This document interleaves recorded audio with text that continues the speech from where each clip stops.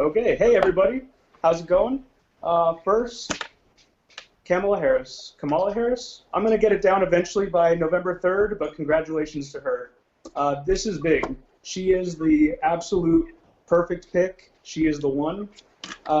First and foremost, a vice president should be a strong figure. Strong and subtle is good, but strong like Dick Cheney wanted to be, right? He completely renovated. She's got a strong figure, that's for sure. And not only that, but she has the district attorney experience of a top 5 GDP in the world. She's coming from California, a state with we're the #1 cotton producer. We have Hollywood down south. We have so much going on. Weed. She put #1 weed producer. She prosecuted 1,900 people for weed. Yeah, and she's changed from that. And she's adapted from that. That was a different version, and I kind of am. First, my stance on that. I am totally good with weed being legal here in California. For this state, it makes sense. In terms of the nuances of it, I'll leave that for later. But in terms of her stance on it, now, she had to take a hardline approach in a lot of ways to maybe endear herself with the police community. She was able to call herself. Okay, so the whole deal with her, she was assistant DA, then lead head DA, then attorney general. So basically, she was a prosecutor for 26, 27 years, which means when I've already seen accusations from conservatives saying she's a far left radical. Who prosecuted people for a quarter century, as far left radicals tend to do. No, I would like to interrupt for a minute. Okay. This our new associate, Kendra. Is it Kendra? Pedro with a K. Okay, Kedro. Okay. Well, anyway, your sound is not very good. No. So Rick is about twice as loud as you. All right. And somebody has to think of the long-suffering viewers to this show. And so the one thing all right, well, speak up again, Kedro. Can do. How's this? Is this a little bit better? And then I'll all right, since we've been saying Kedro, this is Kedro, our tonight's guest. Yeah. Hey, nice to be here. Hi. And we're a rare left-leaning guest, since usually our guests tend rightward. Nice. Well, glad to represent the other side a little bit, the blue wave here. And I think it will be more of a blue wave with Kamala Harris as the pick. At least, going by Twitter, which is, it's a biased sample for me, obviously, because of the people I follow on Twitter. But right, almost an echo chamber at times. Yeah. Lance, what are your people saying? You must have some. Well, I mean, look, politically, she. Actually, I have a question for both of you, and this will be doubly fascinating. As fascinating as our show usually is, it'll be doubly fascinating to hear the answer from two leftists. Would either of you like to tell me what Joe Biden's greatest accomplishments have been?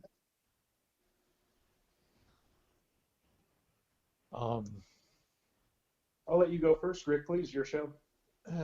All right. So I like that now, a lot of people would consider this a negative, but he's been in national government for 47 years. And he worked Ronald Reagan was the president who ushered in the era on the conservative side of, isn't it Grover Norquist who said that government should be made small enough that you could put it in the bathtub and drown it? Anyway, Reagan is the one who, he said, the scariest words in the world are. Hang on for 1 second before you say anything. Kedro can't look anything up for the answer to this question. It's a quiz, and you can't cheat. Gotcha, no problem. Putting it All right, go ahead. Go ahead, Rick. All right, so Reagan said the scariest words in the world are, I'm from the government and I'm here to help. Yeah. So Reagan really ushered in the era of conservatives really trying to shrink and or break the government. And I think that a country of 328 million people needs some administration. And it doesn't mean that I think government's going to solve everything or even anything. I just want shit to stay normal long enough for the future to get here and make everything different and I hope better. So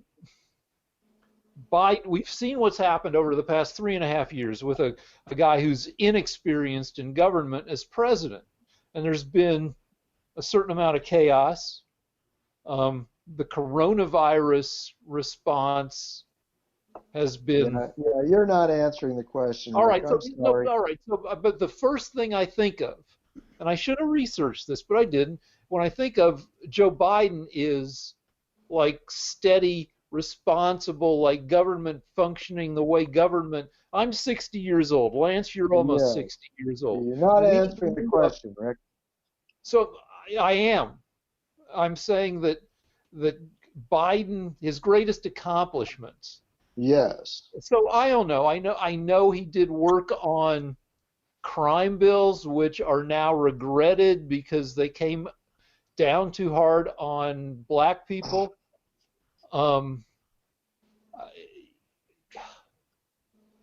I mean, honestly, I don't know. I see. I think you've made your point incredibly well, Rick. Pedro, what are Biden's greatest accomplishments? Far and away, it's the fact that he helped elect the first non-white, the first black president, the first African-American president, far and away. And that's a big deal because being myself a mixed race, if I have a son, I can point to the White House. Now I can say, hey, the ceiling's been broken. Now that's a great accomplishment. In terms of data points, I could pull up things over time. I can come back. We could have a back and forth of this data point, that data point. One thing that I've seen that does persist in these debates that it can be kind of a back-end theory that we use. Conservatives often go with the realist approach in political science, and liberals go with the liberalist approach. Not being liberal like liberal democracy. Liberalist means that they work with institutions. They prefer to work with organizations. They like to work with who? UN, with Congress, with the executive office, excuse me. In the realist approach, it's kind of about the individual. It's about the power player. It's about Putin.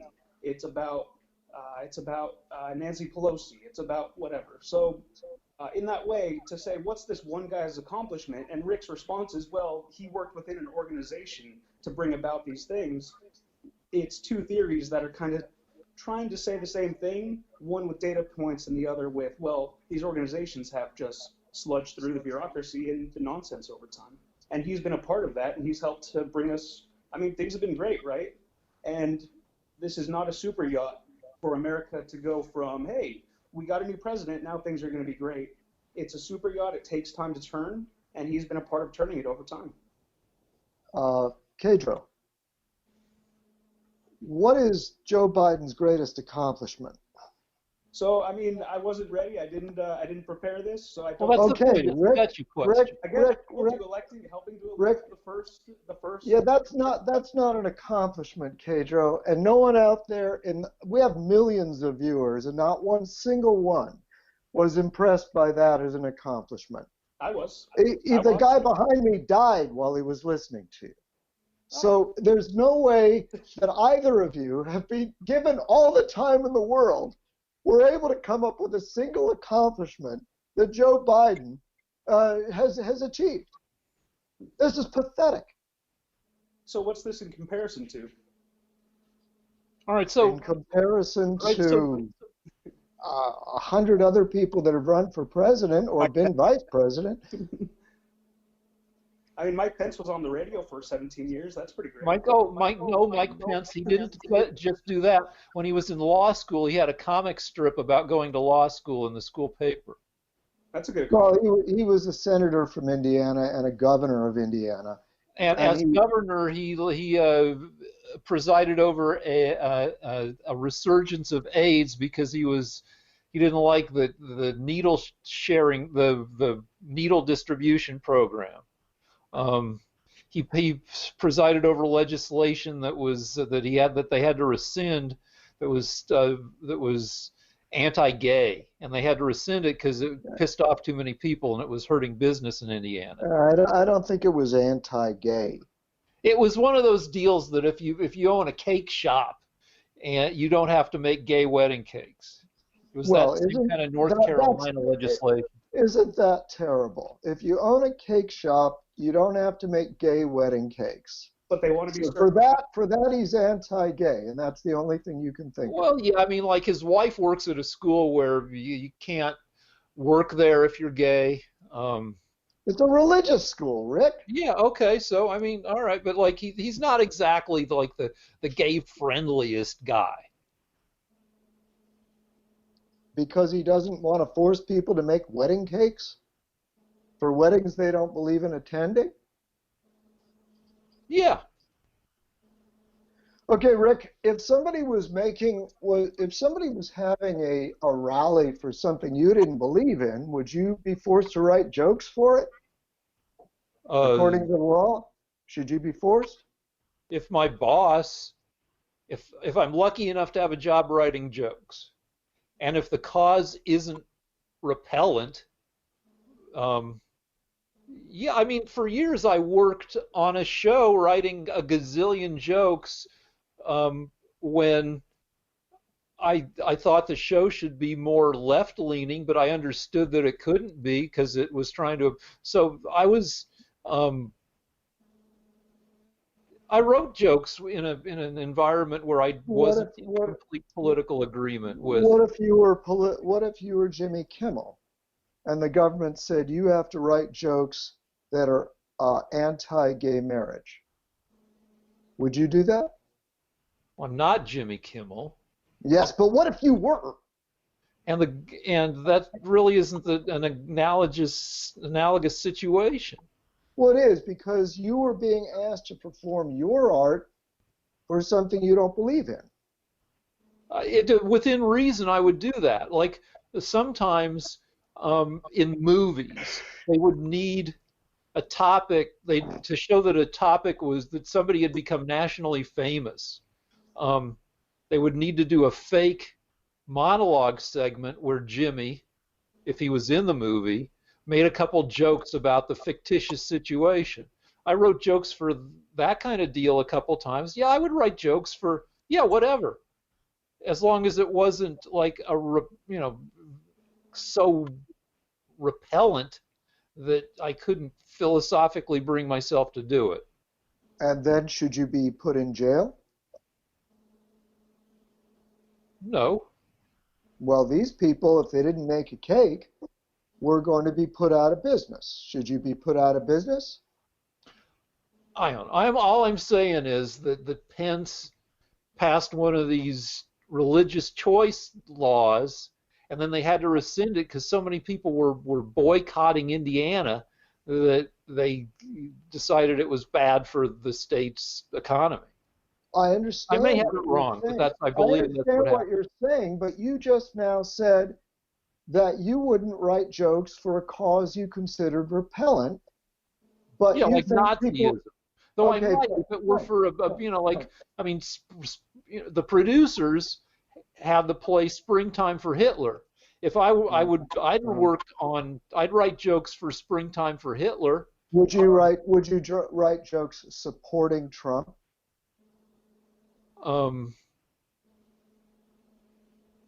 It depends on, well, I don't know. Not if I thought they'd really help him. Okay, so you're a hypocrite. Okay, fine. All right. Kedro, what do you think of the issue? So if it's discrimination on a class of people and that's going to put people out of business, that's a sign of the times maybe. So gay people are a class of people. You know, people who don't wear masks are not a class of people. So people, the same people who are refusing to bake a cake will walk into a store without a mask and expect to be served. And so, you know, let's just go back to my original point. Gay people are a class of people. It's discrimination. To claim that you're being discriminated against for excluding people is kind of the opposite of the point of America. Inclusion, equality, that's more what we're about, right? Maybe even some equity. And so it's discrimination. We have to identify and define what discrimination is here.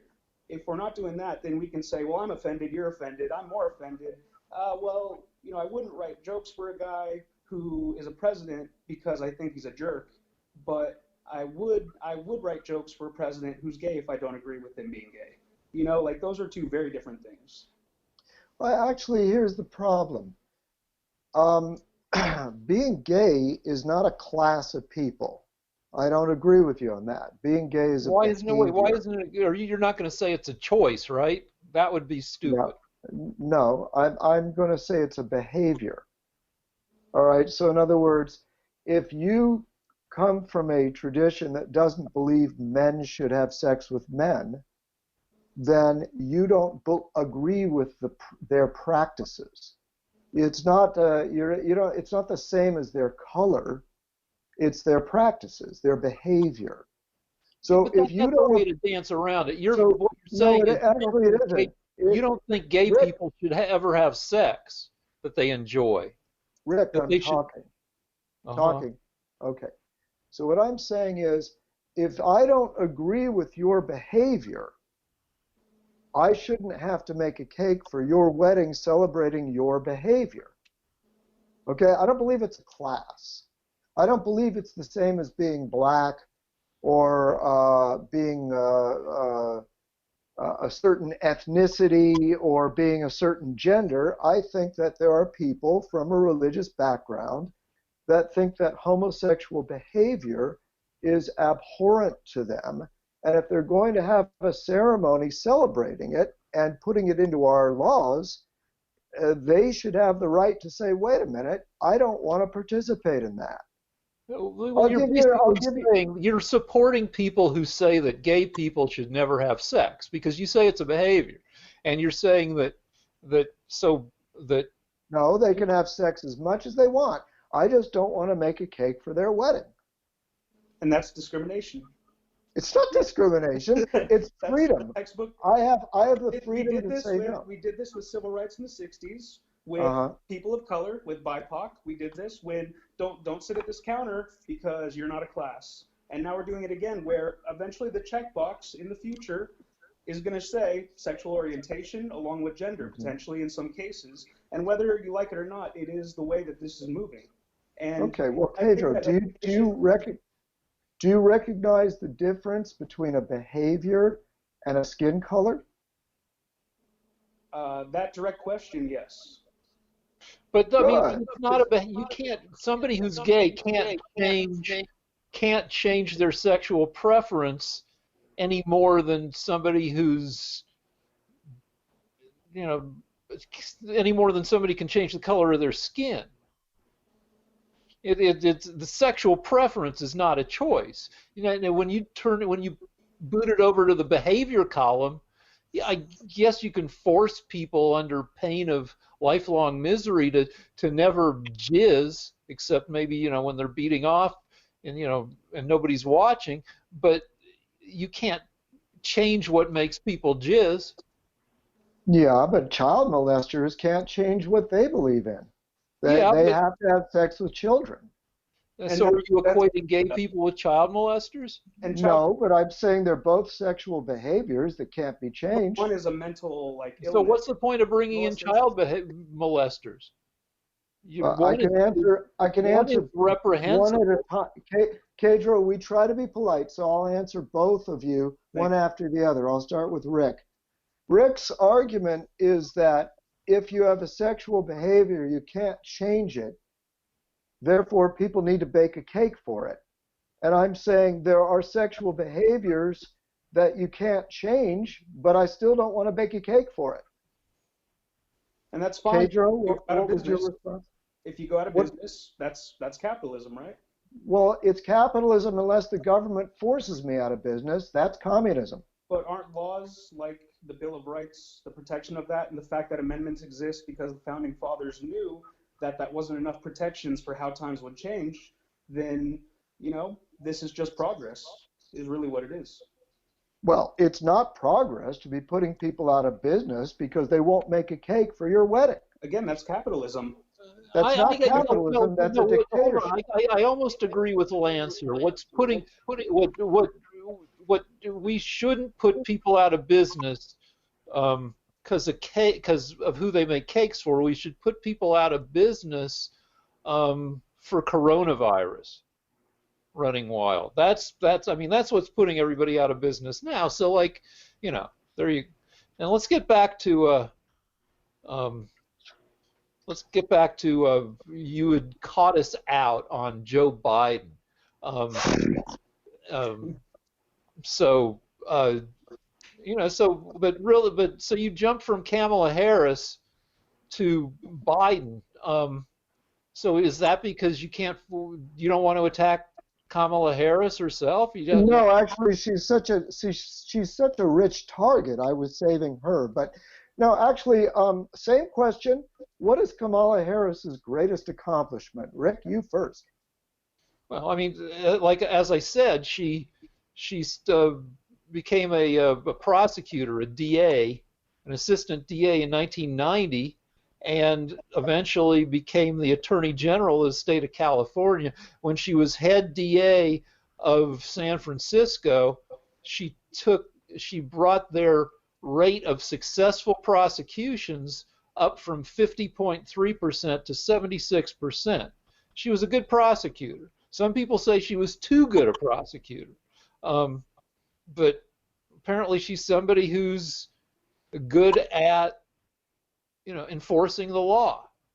Or maybe she was just prosecuting cases that were easier and fewer. I mean, we know from watching TV that the DAs do like to pick winning cases, but somebody who moved up the ladder from assistant DA all the way up to Attorney General of the largest state in the nation. Yeah, because she was having an affair with Willie. Because she was Willie Brown's girlfriend. Well, yeah, she dated Willie Brown. That's one of the things that she's gonna. I've already seen cartoons. One was showing her blowing Willie Brown, which, I mean, if you're dating in a heterosexual relationship or one between two guys, most of the time they're going to be blowjobs. So yeah, we can assume that Kamala Harris has given a blowjob in her life. I don't know that will turn off voters to her. Well, actually, the thing that impresses me, I actually heard this about a year ago, and it has stuck with me. She may be the first person in history to fuck her way to the White House. Because that's all she ever did. Really? I mean, not every promotion she got was because she was dating the guy. She got elected attorney. She got elected attorney general. She won tight elections for DA and then for attorney general. Okay, so that doesn't make her qualified. Every voter. She probably got elected because she's got the set of skills that get you elected even against ensconced incumbents. All right. So, Kedro, what did you have to say?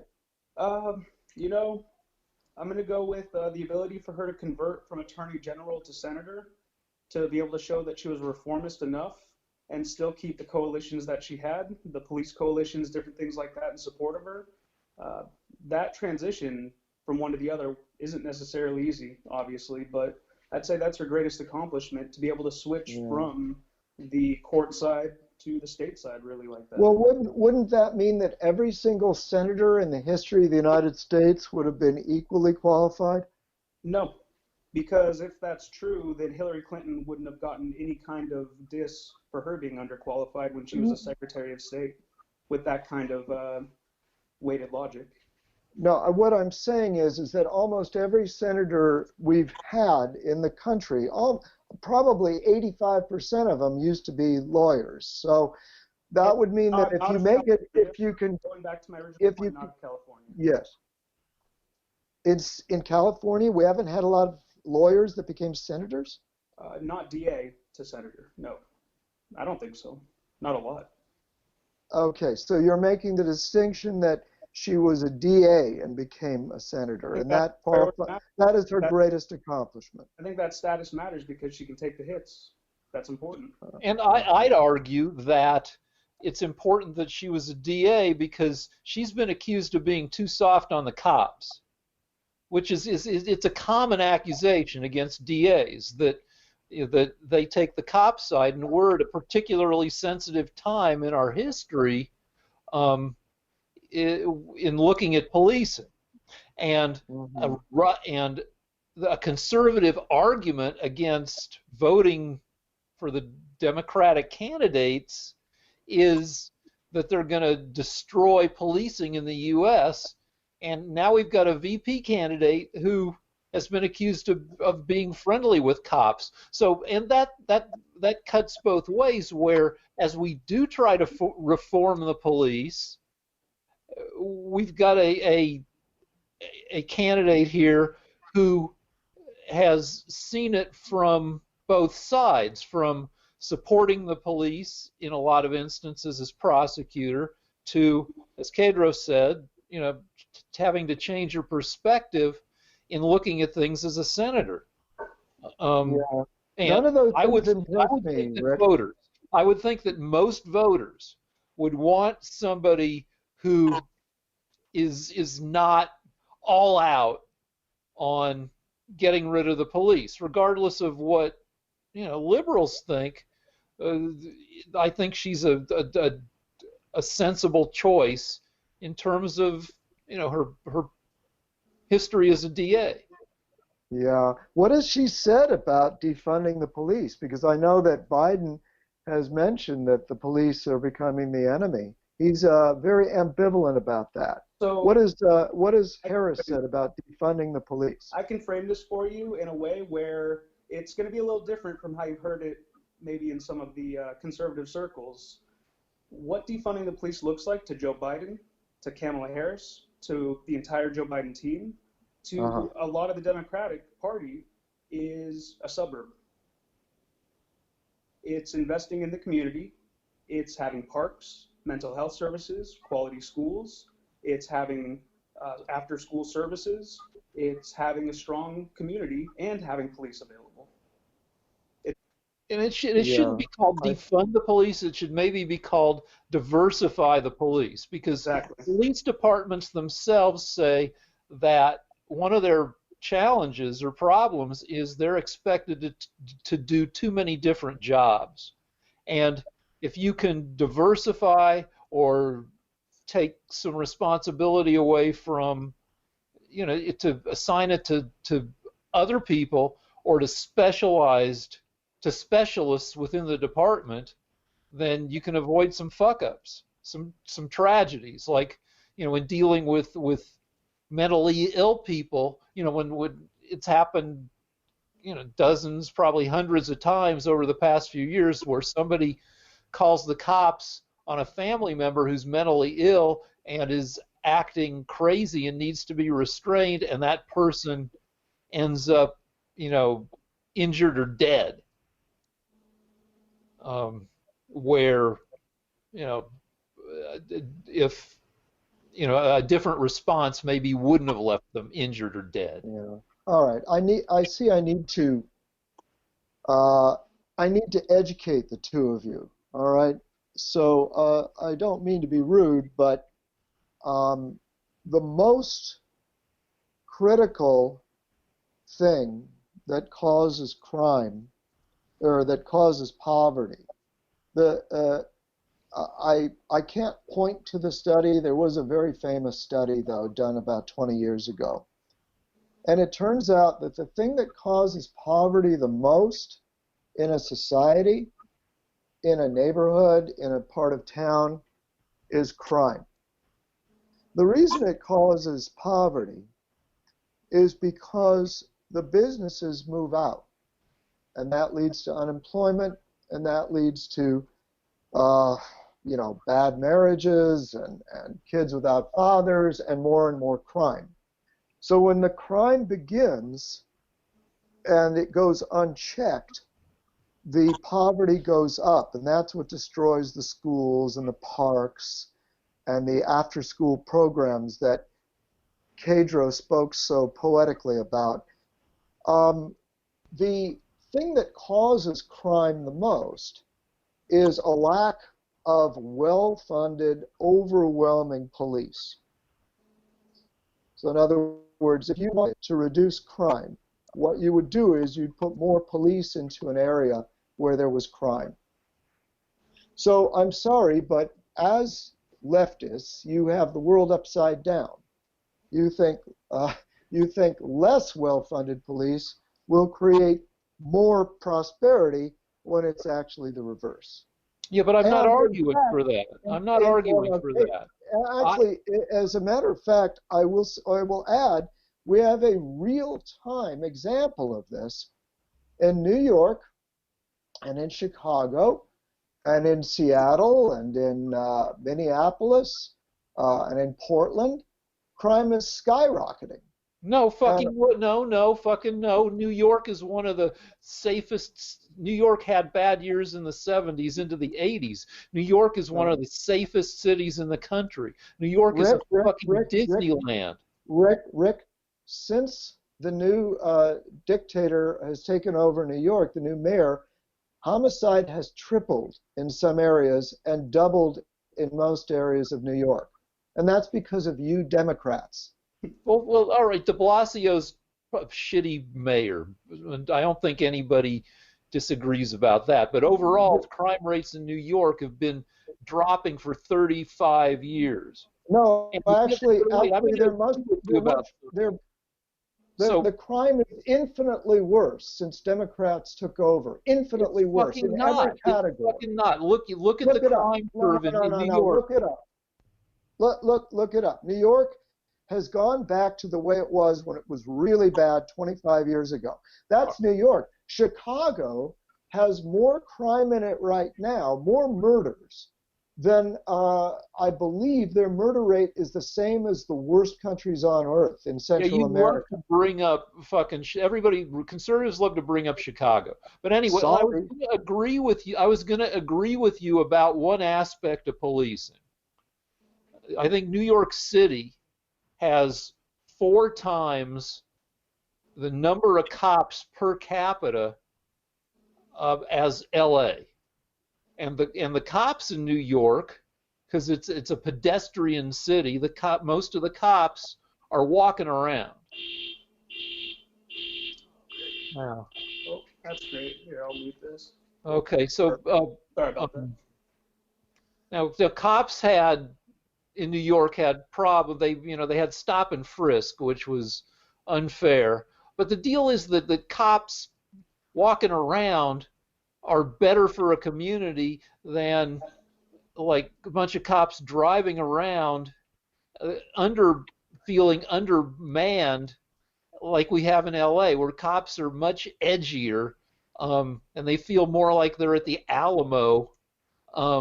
They're just more ready to go, I believe, to go. I've lived in New York and LA, and I just think cops in New York are friendlier and more approachable than cops in LA. And I think it's not unreasonable to think that community-based policing, where the cops are, on foot, and I think there's a different policing model, a less militaristic model, a model that's closer to the friendlier when they're not stopping and frisking cops of New York City. I think that's, and I mean, you put a bunch of cops who are part of the community on the street in a community, and that community, if the cops aren't oppressing the community, if the cops are there to protect and to serve instead of to kick ass, then I think that's a more reasonable model. So, one thing, thanks. One thing that I would like to mention first, I don't want to abolish the police, anything like that. That narrative doesn't come from anyone I know, any liberal I know. No one has ever talked about that. That only comes from conservative sides that we said it. Although there are plenty of people out there that say it, but they're also not the most politically active. They're more emotional than politically aware, I'd say. So one city that we don't hear about is Camden, New Jersey. And it used to be a problem until they abolished their police, until they did what Minneapolis is doing.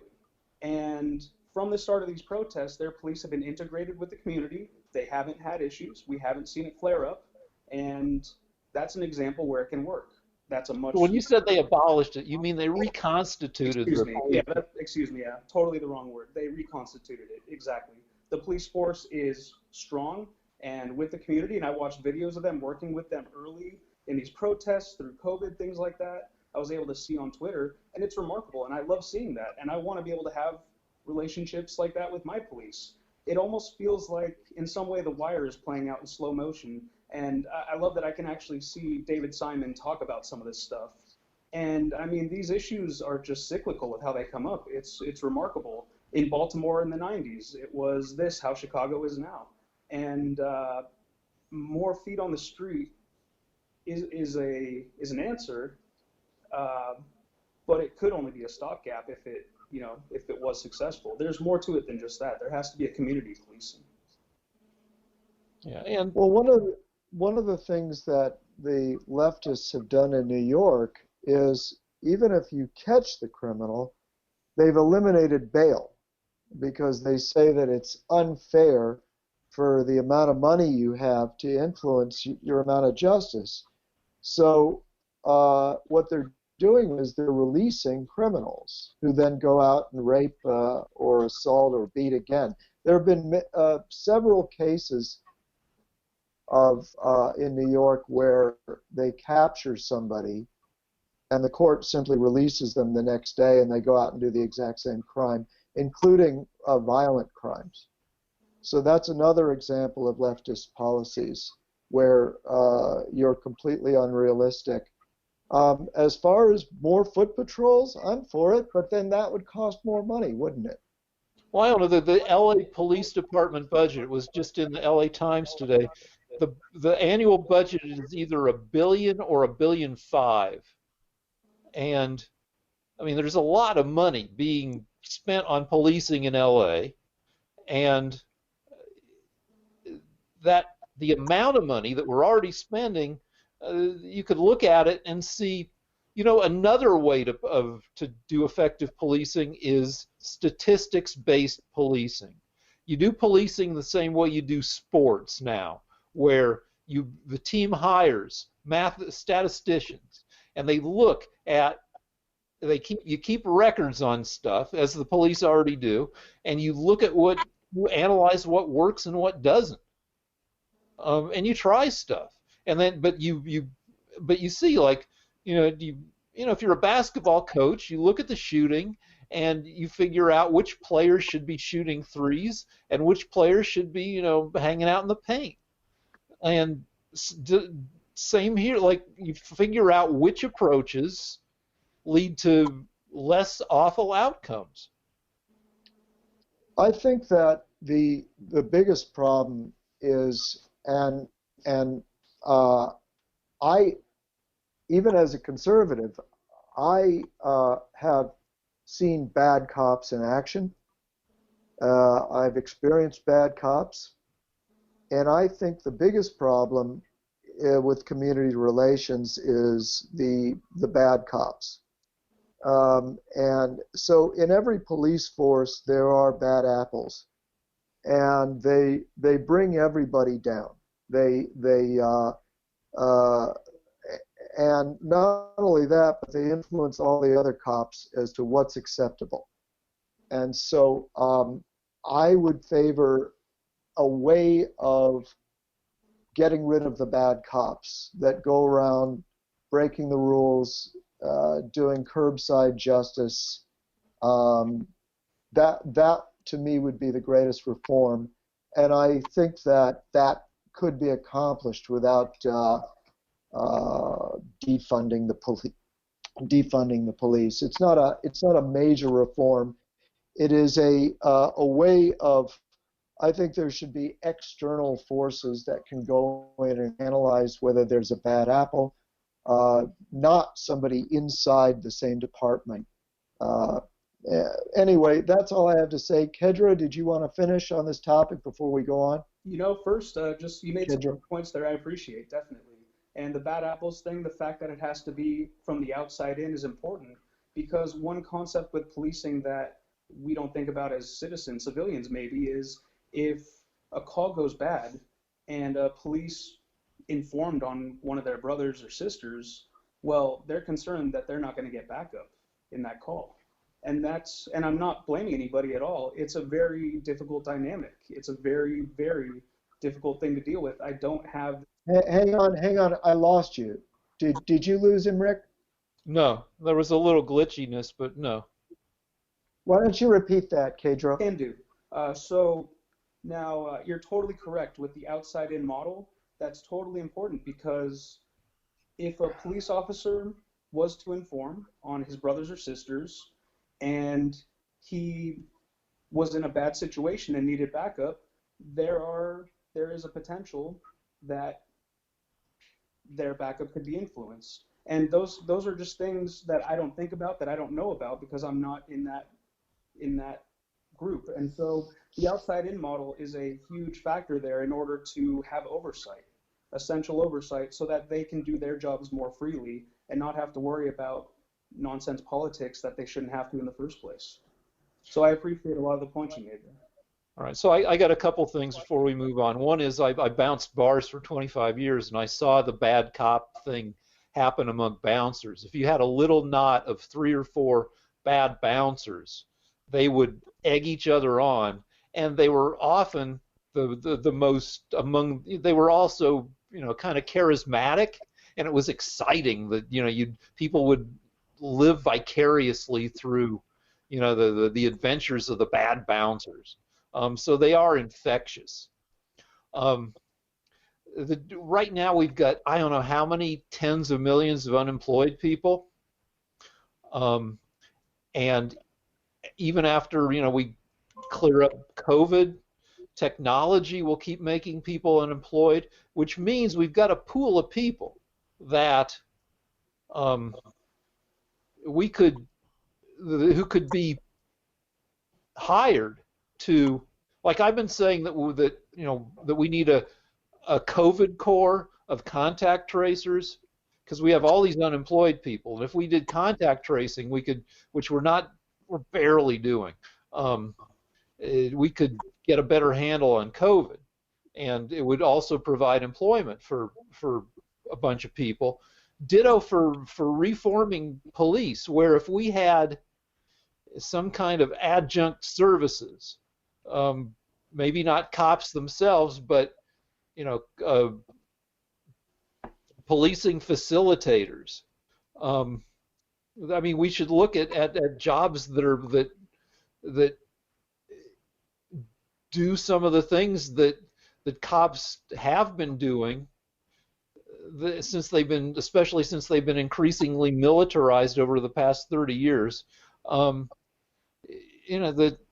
We should look at coming up with a variety of jobs and then throwing money and people at these jobs. And defunding the cops doesn't mean shutting down cops. It means throwing resources at different ways to do the jobs done by cops. All right, should we move on now? Yeah. I've got a fun thing, a lockdown thing that now that the gyms are closed, I just stay up all night doing sit-ups because I can do sit-ups in front of the TV that has All right, Netflix. let's see your abs. Let's see your abs. Come on. Come on, stand up. Let's see your abs. Right. I don't know if there are any. Let's. Something's got to improve them. Well, Come on, there's got to be some progress.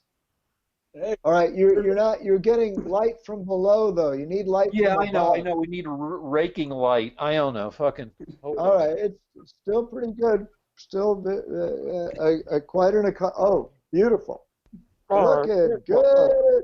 oh, All right. cut. All right. Hey, All right. Linda. So sit-ups till like 3, 4 in the morning. Turns out in your ear, you've got eustachian tubes that handle your balance. They orient you in space. Like they tell you whether you're moving, whether you're tilted.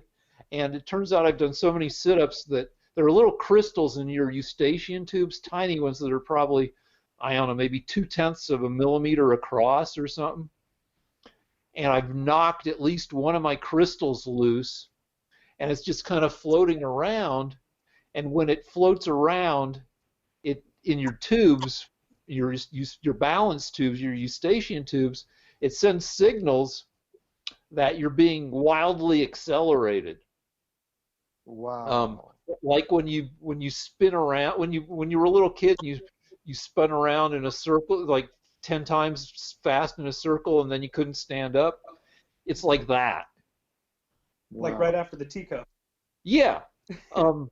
So I'll get I'm a little like tilty all the time now from sit-ups all night. So that's fun. Huh. Well, my hat's off to you. I wish I had abs like yours. And they're good. They help me, like they protect me when I fall over from getting fucking up my head.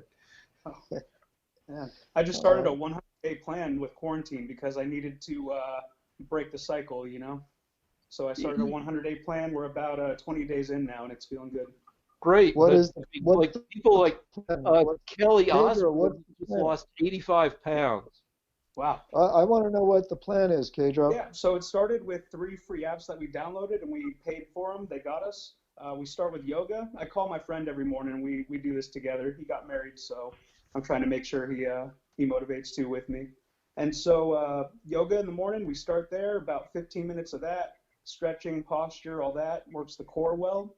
And then we jump into a push-up routine that's going to escalate to 100 push-ups a day. And then we finish with like a cardio ab builder, but we're doing the fat loss first, and then we're going to do a 30-day ab builder after that. Well, what's the diet?